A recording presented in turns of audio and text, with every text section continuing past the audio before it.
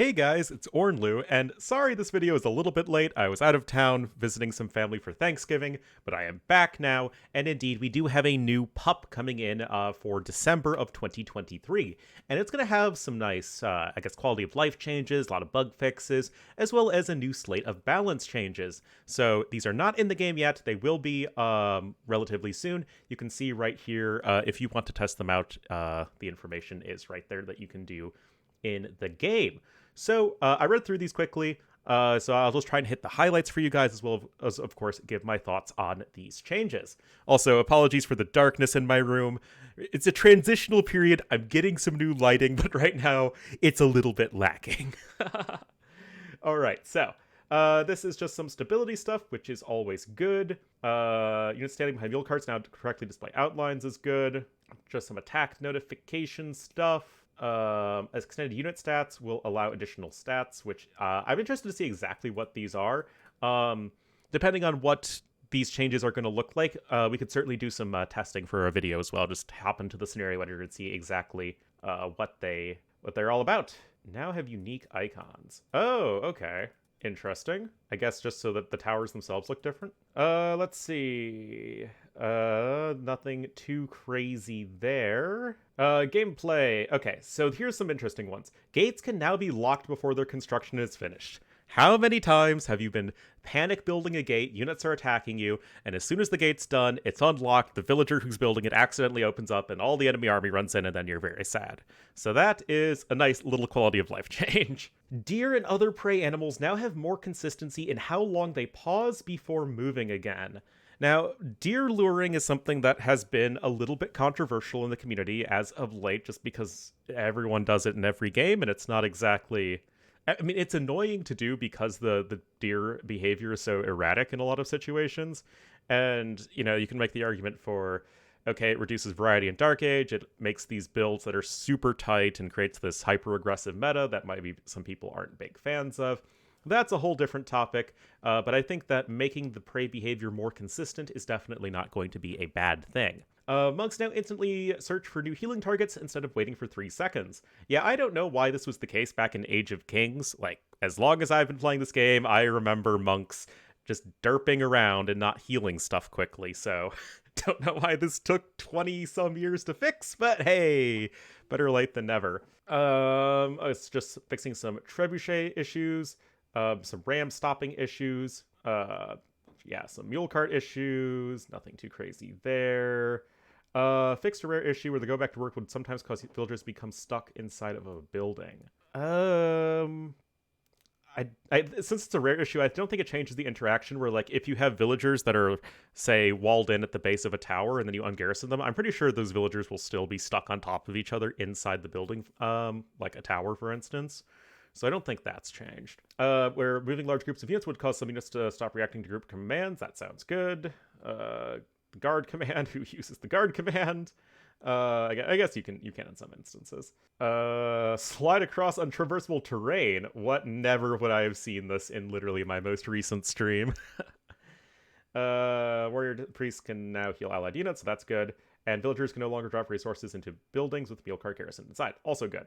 Here are some campaign changes. These are really just bug fixes and just sort of quality of life changes. Of course, I will have the link to this in the comments if you want to read these more closely. Like I said, it's mostly just fixing stuff. But here is the meat and taters in the theme of Thanksgiving.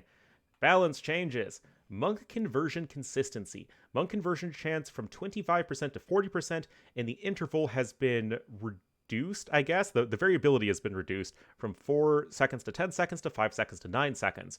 So it's guaranteed to be a little bit longer minimum and a little bit shorter maximum. And now, basically, the point of these changes is to make monks more consistent.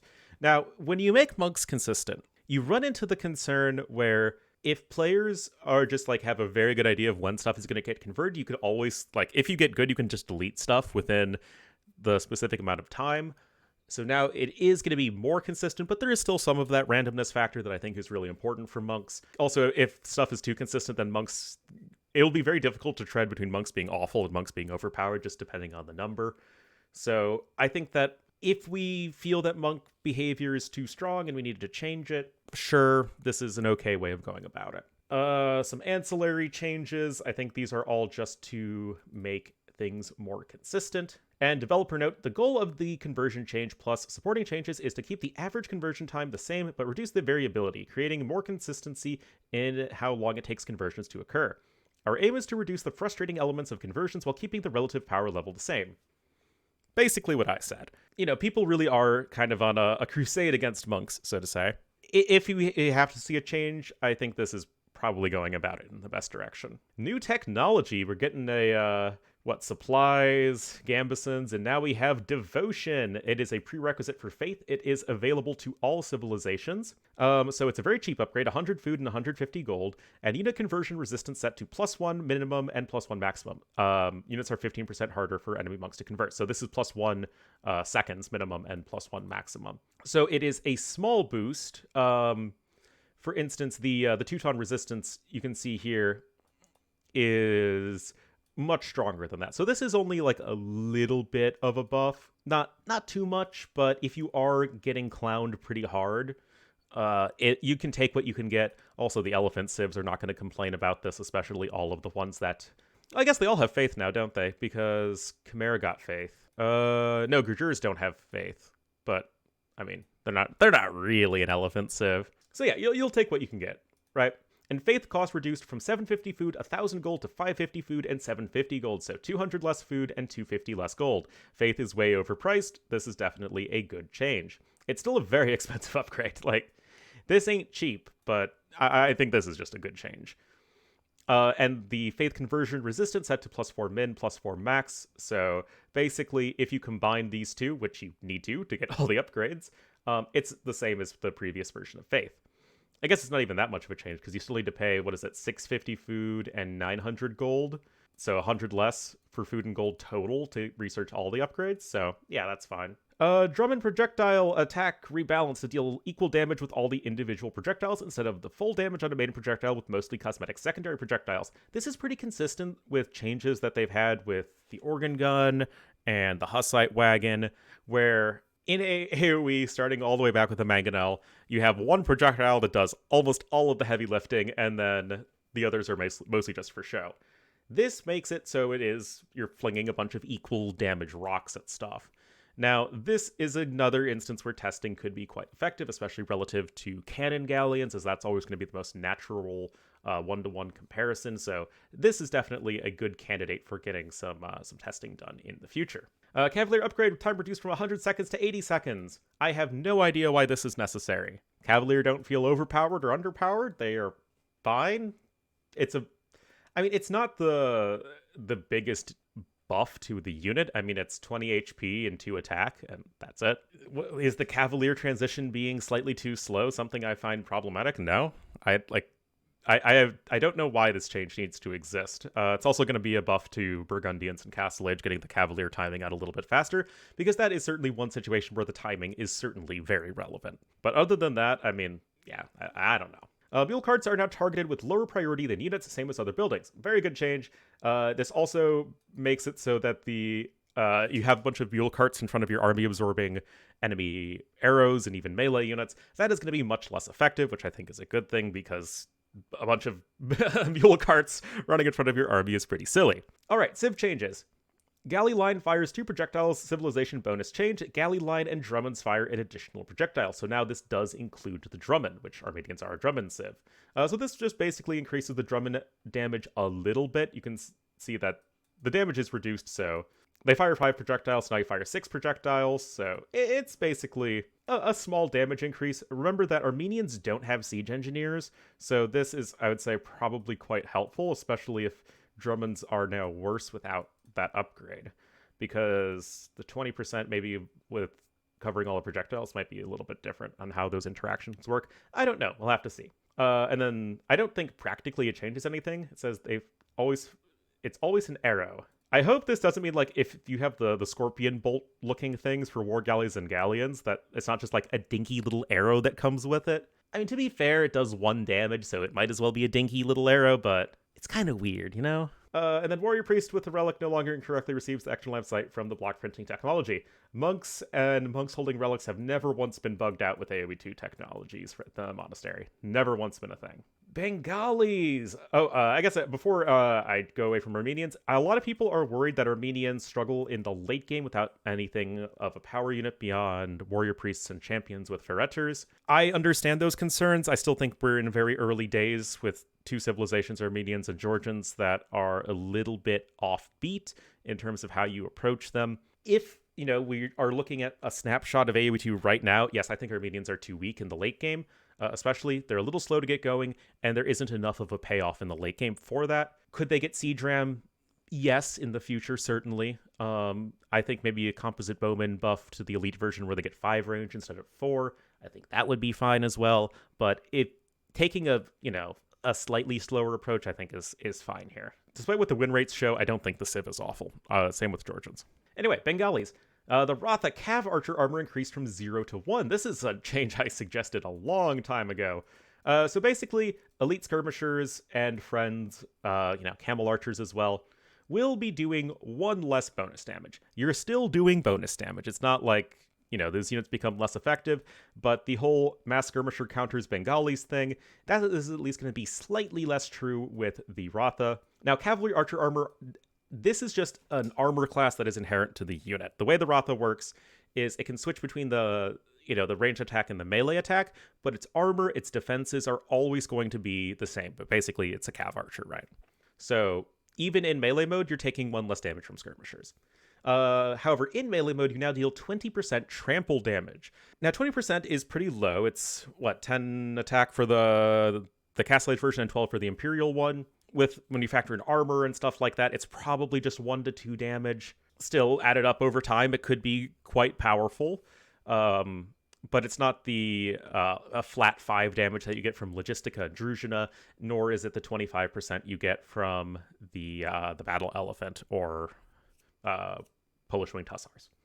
It's just a little buff, and I think Rathas are pretty bad, so I think these are good. Something that people think is too good, myself included, the Hussite Wagon for Bohemians. HP reduced from 180 to 160, Hussite Wagon main projectile damage reduced from 11 to 10, and the train time hasn't been increased from 21 to 26 seconds. So this is just to the Castle Age version being nerfed, and this is to both the Castle and Imperial Age version. So here's the thing. Hussite Wagons right now, I think, are overpowered. The units themselves, I think, are probably a little too strong, but it's mostly the fact that they don't require any upgrades to be good, and that most of the counters to Hussite Wagons, especially in a low eco scenario, are in turn countered by monks, by which I mean cavalry and mangonel, so basically redemption monks, to be specific. Or enemy monks that have redemption, you have atonement. You have a full monastery tree as Byzantine, or Bohemians. I feel like that dynamic is really the most problematic aspect. The unit is really good in low eco situations where you're just going castle drop monastery monks, and then just it becomes so difficult to counter that if you don't have a big eco. Conversely, I still think the unit is not that great in the late game, and I guess the unit was only very minorly nerfed in the late game, just a slight train second, or train time nerf, which actually this will make the Hussite Wagon now tied with the Mangudai for the slowest training castle unique unit. I still think the unit could just use a rework. It feels too similar to the Organ Gun for my taste, and I think the Organ Gun in general is a more interesting unit right now than the Hussite Wagon. Also overpowered, I think, but at least more interesting.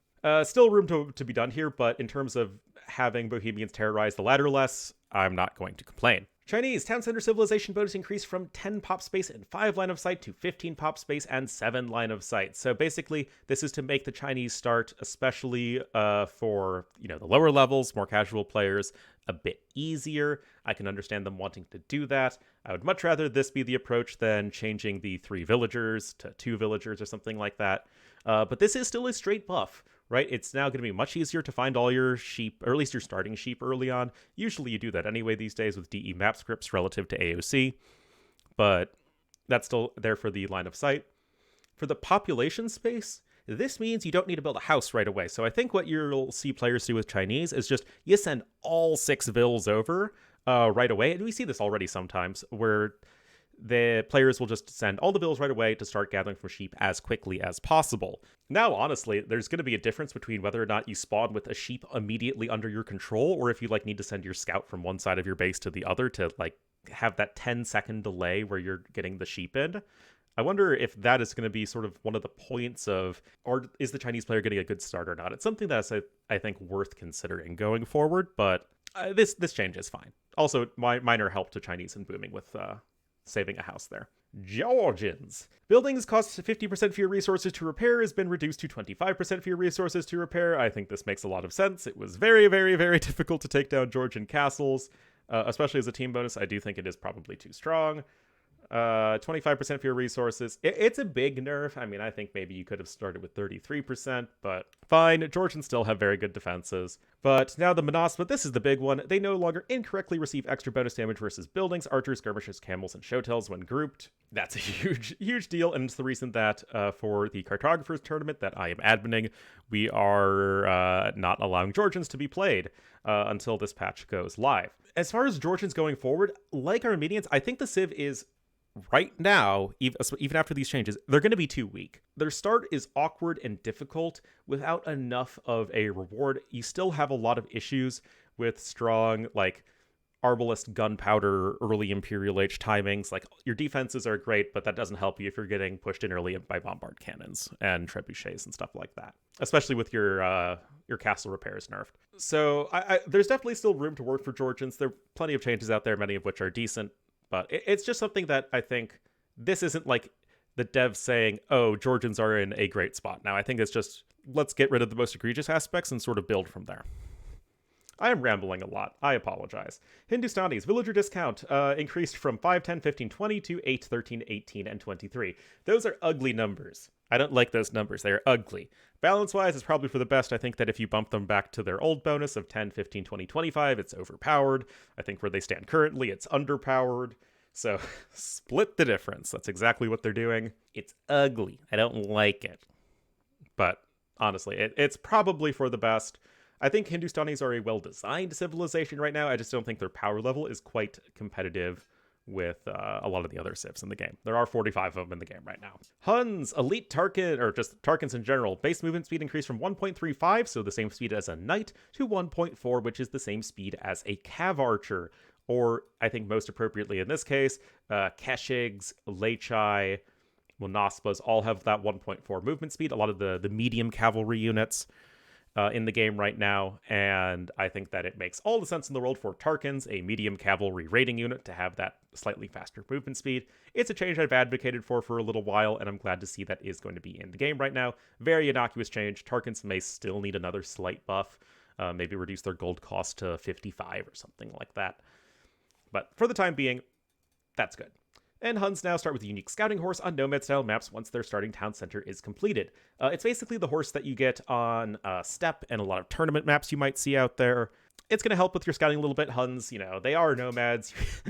I guess it makes sense for them to have a little bit of something on Nomad, especially on the Nomad map, the one with water around the edges. Huns are pretty bad because you can't dock right away comfortably. Well, you can't dock right away at all.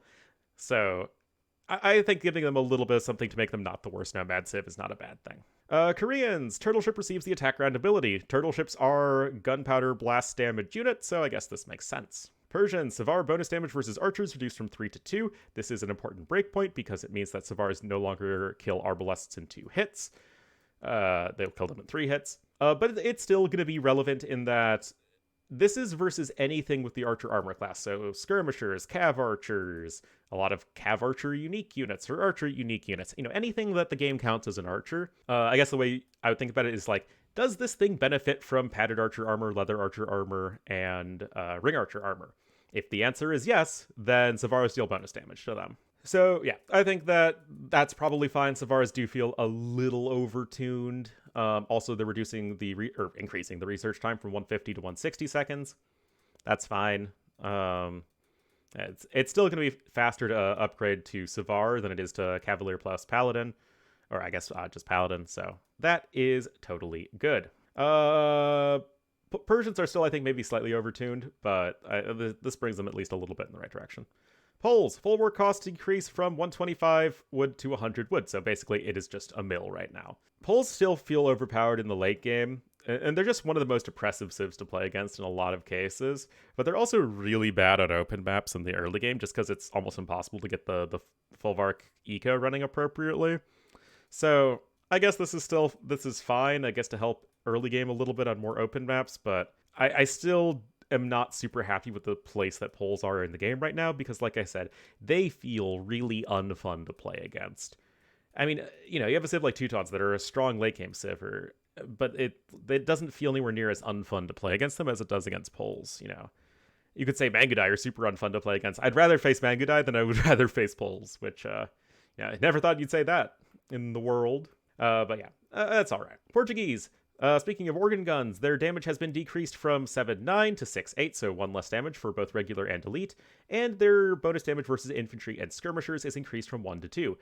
Basically, this nerfs them versus buildings, I guess, to some degree, but the big thing is going to be against cavalry. It's going to be just doing a lot less damage to stuff with relatively high pierce armor, aka knights and light cav, and those are going to be much more effective counters to the unit, which right now don't really feel like they have many effective counters. So organ guns, I think that, there still might be some iterating that can be done with the unit, but I feel like that's at least going in the right direction. And like I said, I'm happier with where the organ gun is relative to the Hussite wagon, and I think just decreasing the power level a bit is not a bad thing. Vikings, defeating warrior priests with infantry does not correctly generate a gold reward. Okay, that is fine. There are some Return of Rome changes. In fact, there are a lot of Return of Rome changes. I'm not really interested in those, but you can read those at your leisure. Some AI changes, and that's it. That is the December patch that will be coming, presumably this month. But yeah, definitely let me know in the comments what you guys think of those. What are you most excited to see? And of course, be sure to tune in for tons more AoE2 content. Thank you all for watching, and I'll see you next time.